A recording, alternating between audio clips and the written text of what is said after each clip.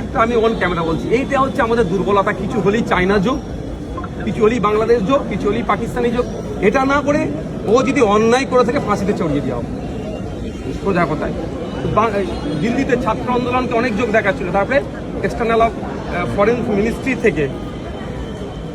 Ministry থেকে কি বললো, মুখপত্র কি দিল যে পুরো বিদেশি যোগ নেয়।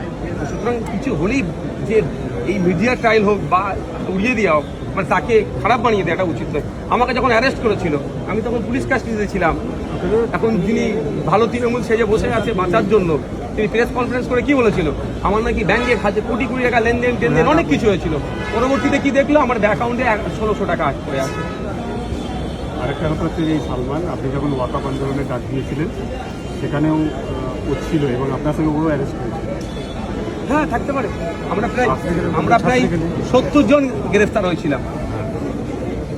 আমি স্পেসিফিক সালমান ছেলে 96 জন, স্পেসিফিক সালমান নামে ছেলেটির কথা আমি বলবো। তিনটে বিষয়, যে ওই ছেলেটি সাংবাদিক নিগ্রহ করেছে, একটা ফুটেজ দেখানো। দ্বিতীয়ত, কোনো জায়গায় সাংবাদিক নিগ্রহ হচ্ছে, সেখানে হাজির ছিল, প্রোটেক্ট করেনি, সেই ভিডিও দেখানো। 3 নম্বর কথা হচ্ছে কোনো উস্কানিমূলক বক্তব্য দিয়েছে, এটাও দেখানো। ওই দায়িত্ব নিয়ে বলছে এতে দেখাতে পারবে, পজিটিভ ছেলে ও নেগেটিভ কাজ করতে পারেন, 1 নম্বর।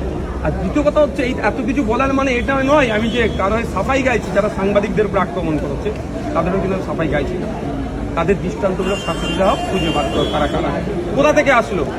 বামপন্থী এবং আরও যে ছাত্র সংগঠনের মিছিলে অন্যান্য রাজনৈতিক দলের লোকেরা ঢুকলে কি করে, যার সম্পর্ক প্রাক্তন যারা দেশ রাজ্য চালিয়েছে তাদের সাথে আসলে কি করে, রহস্যটা কি খুঁজে বার করা হোক। ওটার জন্য সারা বামপন্থী সমাজ এবং যারা এসেছেন ছাত্রদের ভবিষ্যতে ভালো করার জন্য, তাদেরকে যেন না নিযুক্ত করা হয় বা জুড়ে দেওয়া হয়, তাদের নামে কালিমা লিপ্ত করা হয়। যাও